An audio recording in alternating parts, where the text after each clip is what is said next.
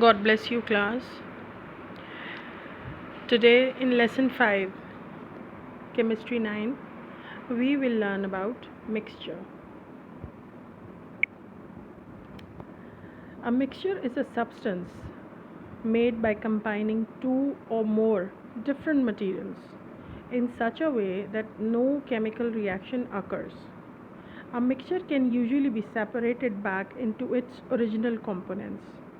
For example, toast salad, salt water, and a bag of candies. You see in this picture, each candy is having different color and it's discrete. So when we mix up candies, it is our choice in what ratio we are mixing different types of candies of different color and different shapes and different size. So a mixture is a substance in which no chemical reaction takes place. This is very important point, because when we discussed a compound is a substance in which elements are chemically combined. You see, I had given this example in the previous class. Like, this is element hydrogen, it is gaseous element. Another gaseous element, oxygen. When both of them are combined in 2:1 ratio, then the bond form between hydrogen and oxygen in such a way that one oxygen atom makes two covalent bonds with hydrogen to make a compound. When we see a chemical combination takes place, compound is formed, and we cannot separate this hydrogen out of this molecule. Neither we can separate oxygen from these hydrogens. So formation of a compound requires a bond formation, and when they form a bond, they form substance which has constant ratio of elements by mass. You see the examples which are used. This is the carbon dioxide molecule in which carbon is bonded to oxygen, sulfur dioxide, ammonia, and BCl3 and BRF3.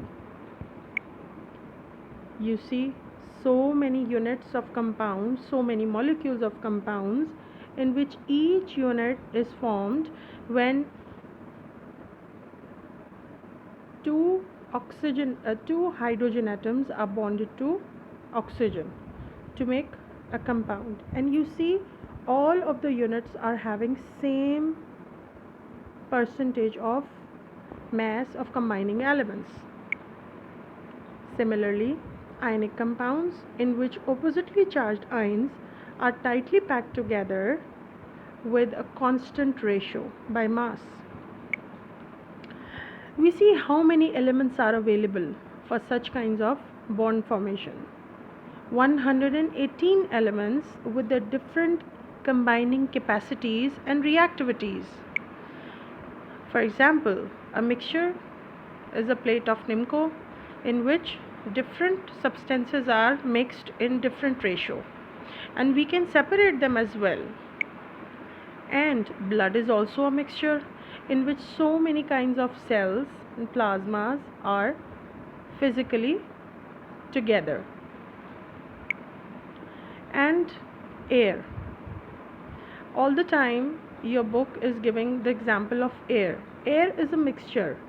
Air is a mixture of nitrogen, oxygen, carbon dioxide, and other gases. So when we say air is a mixture, means the molecules are all combined together, having no chemical bond in them, and we can separate hydrogen oxide, water, from them by physical means. Next, if we take another example, which is the part of your chemistry lab experiment also, here salt, sand and iron fillings are mixed together. And you see, when materials are combined to form a mixture, they retain their properties. They do not lose their physical and chemical properties. Like if they are present in a mixture, I can separate the iron fillings, salt and sand back by ordinary chemical physical means. Brass is another example of mixture in which copper and zinc metals are mixed in different ratios. You see, the brass is commonly used to make coins and other kitchen utensils and other products of our home. A mixture can be separated, like the constituent substances can be separated by physical methods such as distillation, the one which is done here. Here we heat up the mixture and we separate the constituents on their boiling points in the different flasks. The method of filtration is commonly used when we separate insoluble solids from the liquids. The method of evaporation, when we separate the dissolved substances out of water or any other solvent. The method of crystallization is another very efficient technique to separate or to get back the dissolved substances out of their solutions. And magnetization, like this is magnetization in which we are separating iron fillings or other magnetic materials using a magnet bar from the mixture of sand, salt and sugar. Now when we sum up mixture and a compound is something in which there is a constant ratio of combining elements and both of the elements are linked via a chemical bond. But when we define a mixture, in mixture the constituents are summed up but no chemical reaction is required. A compound, the elements cannot be separated by physical means, but in a mixture they can be separated by any physical method. Now there are two types of mixtures depending upon their composition. If the mixture has uniform same composition throughout, like air, like ice cream, like gasoline, then it is called as homogeneous mixture.